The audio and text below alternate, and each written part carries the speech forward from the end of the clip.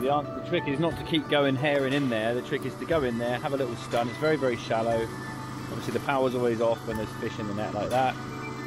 Momentary stunnage. And they go.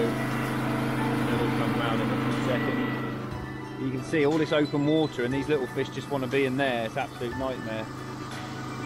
You watch how thick it is at the back of little fish. Watch this erupt here. You can spend the whole day in here just catching these, which is why if you're doing a drain down, it's important to get the water down. Because you look how hard Dave's going to have to work now with the net, pulling out 3-4 inch fish. Obviously the carp are quite easy to catch compared to the little fish. My expert fish catchers here. And they're not even stunned fish. Look, hold them together, chat. They're not even stunned. They're just, obviously you can see the fish in the reed.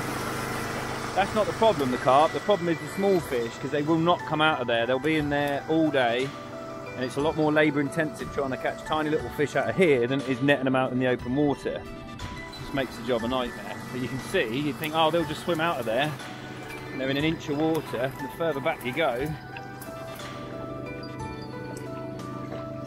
the busier it is. It's a bloody nightmare. All for the sake of an extra foot of water. These fish would not be able to be in here then. So we have to turn this off now and just keep getting these out, because that's going to take most of the day just getting them out of there. Could easily be all, not being funny, I've seen it before, you could have all of the silverfish in that reed bed. I've heard people say, oh, we can't really electrofish because the water's coloured. Well, near enough all of our electrofishing is done in coloured water because that's the environments we work in. You just got to put your graft in. I mean, when the fish are erupting like this, you just got to get in there and do it. When we were kids, that's all we used to do, is just get in, do what Dave's doing now. It's the only way to catch them. And these fish will be useful in another lake, but not in this one. Plus, they do cause a problem when they're left, because there's so many of them. They're all coming around a tree now.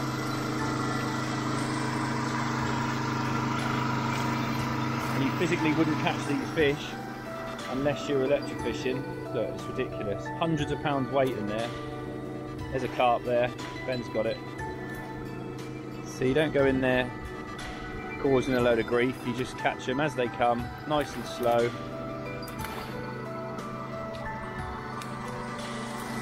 Ben's just tickling them up without any, without even needing the power there. But then, as you can see, like you come back here.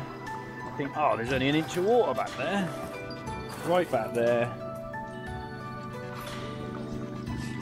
and it's just all around your feet, erupting, carp, tench, bloody everywhere, and they're literally in inches of water, tench, carp, and you'd think they'd swim out, you know, there's no way they swim out, they just stay there, and the trick is not to keep hitting them, is tickling them up as we're catching them. And like I say, they've got all of this water to swim around in quite happily. Oh no, they want to be in here. So it's well worth bearing in mind when you're doing a drain down.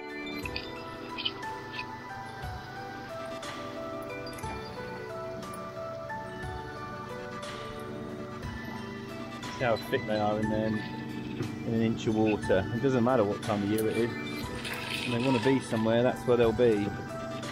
People say, oh, they need the habitat, they need to be in there, and they don't, basically. I would always replace this with much more useful plants. So you're still creating decent habitat, you're still getting a lot of benefits for water quality, but you're creating a nice fringe of plant that the fish will still go up and down, and these deep fish this small can still hide in, but they do not cause the problems associated with losing fish in there.